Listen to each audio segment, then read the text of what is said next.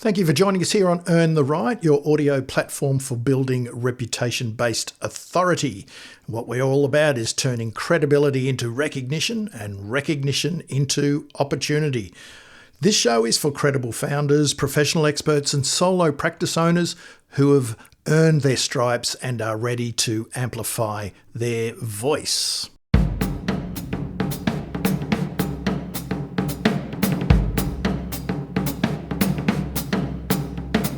The podcast is made up of 4 different tracks. Now, they're different tracks, but they are all interrelated. Today's track is Pocket PR Essentials. Think of Pocket PR Essentials as your audio playbook for mastering PR, content, and digital communications in a way that's strategic, sustainable, and respectful. So let's get into this particular track, Pocket PR Essentials.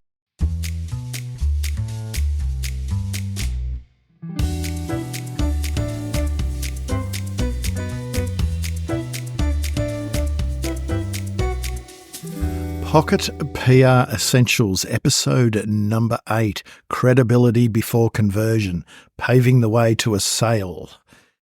In episode 5 and 6, you might recall it was a double header, and we focused on the vexed issue of marketing versus PR, the black, the white, and the grey, lots and lots of grey. In this particular episode, I'm going to revisit that theme in a general sense with a focus on the customer journey and how people buy today. Now, if you're running a business, particularly if you're in B2B, business to business, or more specifically, you run a services-based business, then it might be the case with you that the path to purchase for your clients or your customers can be somewhat maybe complex or convoluted. I like to use the technical term zigzaggy. The fact of the matter is, it's really hard to expect a client journey or a customer journey to be nice and linear and ticks all the boxes and goes down the sales and marketing funnel. It just doesn't work that way anymore. And I think a real problem is with businesses and with business owners, and I get it. I'll just preface this by saying I get it.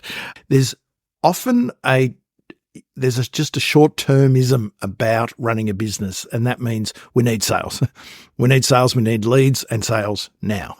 And, there's going to be times when that is your imperative. And of course, I'm not, buying into that, but I'm talking about if you've been established for a while, you're running, your enterprise is a sustainable one. You want to grow though, and you need more leads and sales to keep things moving, to keep the lights on. We all do in business.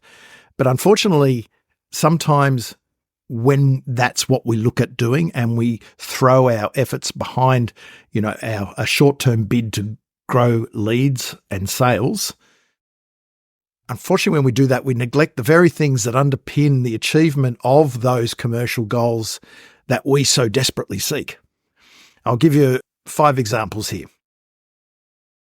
Number 1 is increased brand recognition and top-of-mind awareness, and not just surface-level awareness, but recognizing your business for who you are, what you do, what audience you serve, the services or products you sell, and what it is that you stand for as a leader of that business.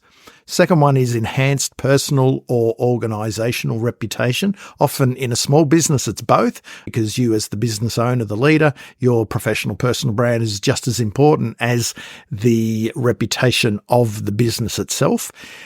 Number 3, growing influence and authority in the marketplace, particularly being seen, having as an authority in your area of expertise.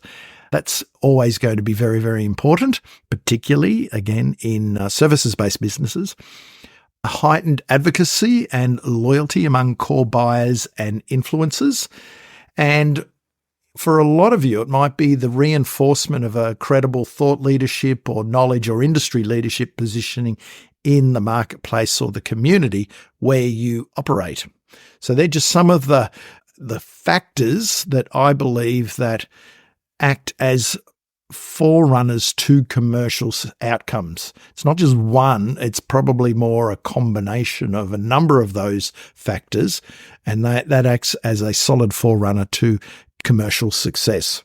Now, of course, these will differ from entity to entity, from business to business.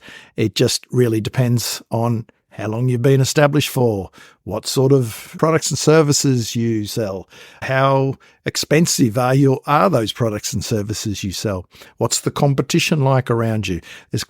There are a lot of things that we need to consider. But as a general rule, I need to talk in generalities to a large degree, and I think you find that this is really the case, that we need to do a lot more before the sale. I mentioned in one of the earlier episodes about before the funnel. If you're someone who believes in the marketing funnel, and there's a lot of people who do, and there's a lot of reason to suggest that it still works today, albeit it has its opponents. But I like to talk about before the funnel, and everything that we talk about in this episode is really about building that ramp towards the sale, towards the customer journey, smoothing the path to purchase. I call this credibility before conversion, establishing our bona fides before the calls to action and the sales process begins. You may have also heard the phrase brand versus demand. Similar sort of a concept, been around for a while, and it started at the really big end of town around advertising and how much advertising do you spend? This is a big brand I'm talking about, to build your brand. And you might see a lot of ads out there that are they're brand building ads versus what you'd call demand generation ads designed to generate demand for a business's products or services. So brand versus demand. In your instance, for a smaller business, same deal. How much effort do you put in brand and reputation versus how much effort do you put into demand generation? My contention is that the whole brand and reputation side of things is something that you can be doing using PR, content and digital communications. You can be doing this type of activity all year round, 365 days of the year. It just keeps going. And so what you're doing is, particularly with content, you're building assets that will work for you over a period of time. And so by deepening relationships and building recognition for your brand and building relationships and growing, your credibility in the marketplace, that's all part of I'm using air quotes here, brand side of things. And therefore, when we do the demand activities, the demand gen, when we're trying to convert prospects into paying clients and customers, that we do that in spikes of activity. Think campaign-like activity, because it's really hard to go to market and be doing that all the time, because people don't want to be sold to. You really want to be making sure that if you do go out with demand gen activities, that if people check you out, and they're going to check you out, that your brand and reputation stands up to scrutiny and that they get a really good feeling about you, and therefore they're going to be more open to doing business with you, and therefore hopefully converting to become a client or a customer. So really what we're saying here is everything we talk about in this micro coaching program is really about paving the way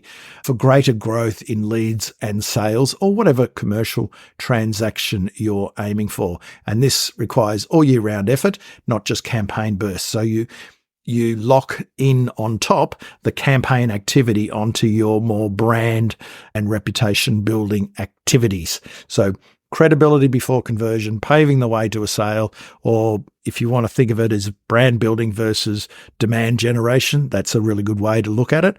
And once you get a good feel for the balance of all that, that's when you can start isolating the right activities that are going to do the best results for your business.